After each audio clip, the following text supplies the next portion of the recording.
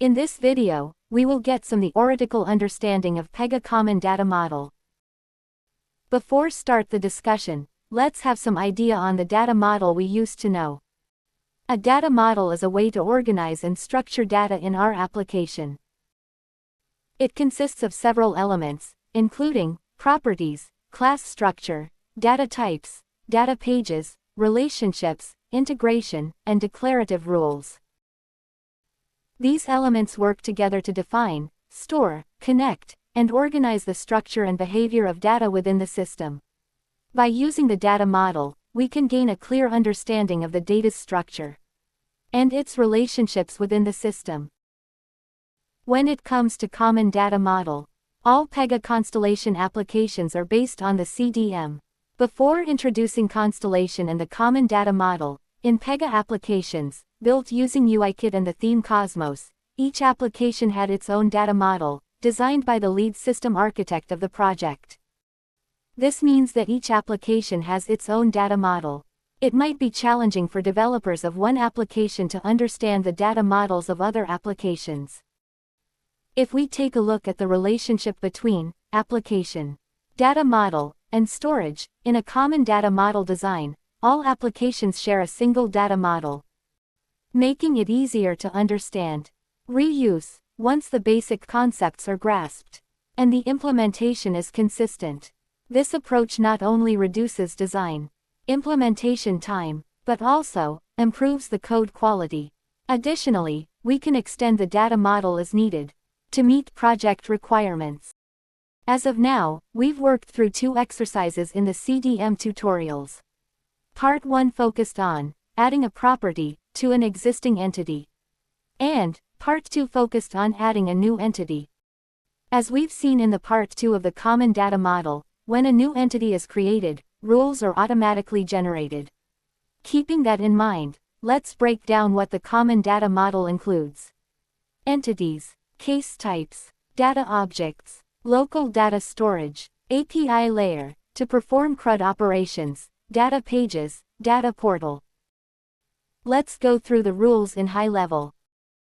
An entity is used to define an object by organizing a collection of related attributes.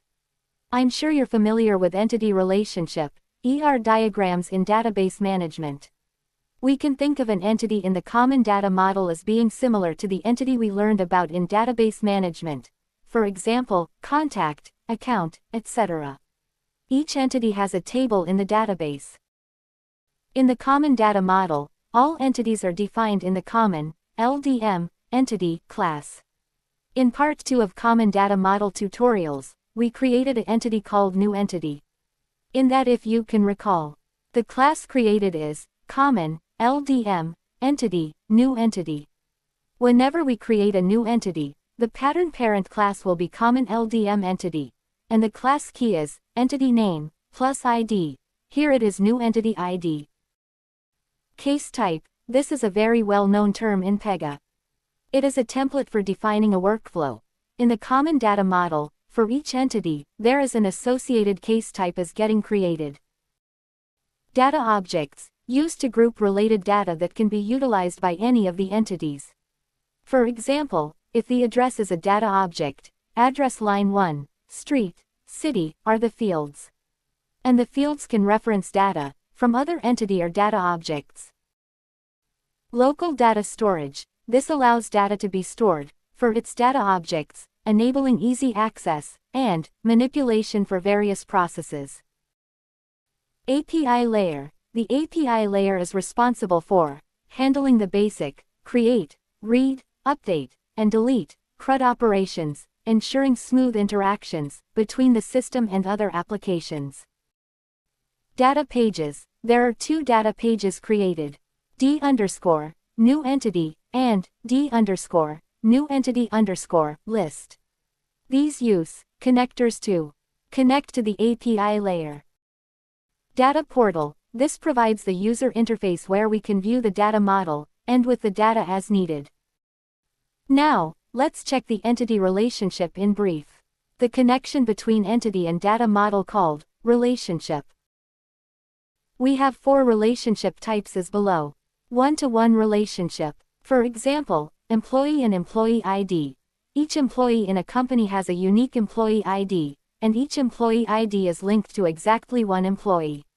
Many-to-many relationship. For example, students and courses. A student can enroll in many courses, and each course can have many students.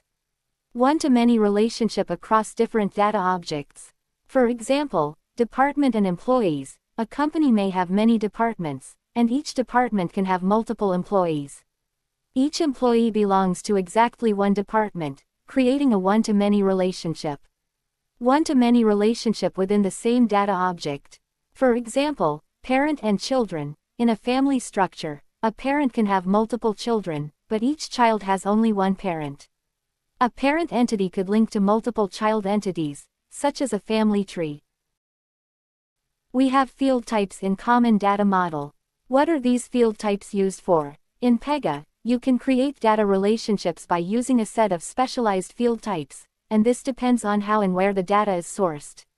For example, the data that doesn't need to source from outside the case, use an embedded data field. If the data needs to source from outside the case, use a query or data reference field. Embedded data field type is used when a data object is within the context of an entity. Query field type refers to a data page that fetches data from a specific data source and stores it in memory for quick access. Data reference allows data to be passed between entities. And data reference lists help source data from your application and display it in a table, where each row represents a field in a record. Hope now you have some idea on the Common Data Model and entity relationship. We will meet in part 4 soon. Thank you for watching.